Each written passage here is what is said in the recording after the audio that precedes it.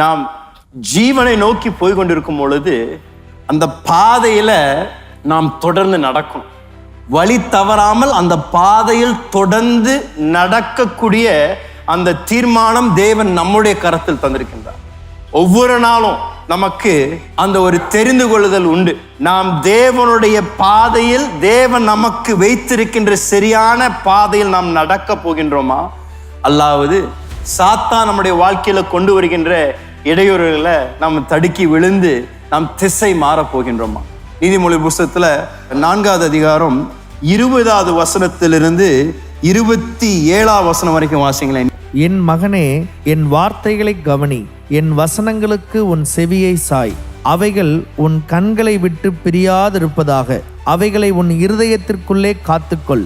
அவைகளை கண்டுபிடிக்கிறவர்களுக்கு அவைகள் ஜீவனும் அவர்கள் உடலுக்கெல்லாம் ஆரோக்கியமுமாம். இதெல்லாம் தேவனுடைய வார்த்தையை குறித்து நீதிமொழிகள் பேசுகிறேன். சொல்றது, என்னுடைய வார்த்தைகளுக்கு நீ செவிகொடு. என்னுடைய வார்த்தையை உன்னுடைய கண்களுக்கு முன்பதாக எப்பொழுதும் இருக்கட்டும். இதெல்லாம் நீ செய்யும் பொழுதுதான் நீ அந்த சரியான பாதையில் என்னுடைய சித்தத்தின் படி, என்னுடைய வழிநடத்தின்படி நீ நடக்க முடியும் என்று தேவ வார்த்தை சொல்லி வாசிங்களேன் தொடர்ந்து. எல்லா காவலோடும் உன் இருதயத்தை காத்துக்கொள். உன் இருதயத்தை காத்துக்கொள். அதனிடத்தினின்று ஜீவ ஊற்று புறப்படும். ஆண்டவர் சொல்றாரு, எல்லா காவலோடு கூட உன்னுடைய இருதயத்தை காத்துக்கொள். ஏன்?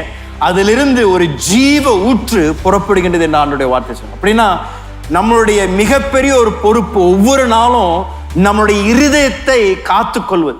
அப்படின்னா என்னத்தை பார்க்கிறோம், என்னத்தை படிக்கிறோம், என்னத்தை கேட்கிறோம், இதெல்லாம் நம்முடைய இருதயத்தை பாதிக்கக்கூடிய காரியமா இருக்கின்றது. இதெல்லாம் கொண்டுதான் சாத்தான் நம்முடைய வாழ்க்கையில அவன் செல்வாக்கு கொண்டு நம்முடைய திசையை திருப்பும்படியாக அவன் பிரயாசப்படுகின்றான். நீங்க பார்ப்பதை வைத்து உங்களை எப்படியாவது திசை திருப்பணும். நீங்க கேட்பதை வைத்து உங்களை திசை திருப்ப வைக்கணும். நீங்க படிக்கக்கூடிய காரியங்களை வைத்து உங்களை திசை திருப்ப வைக்கணும்.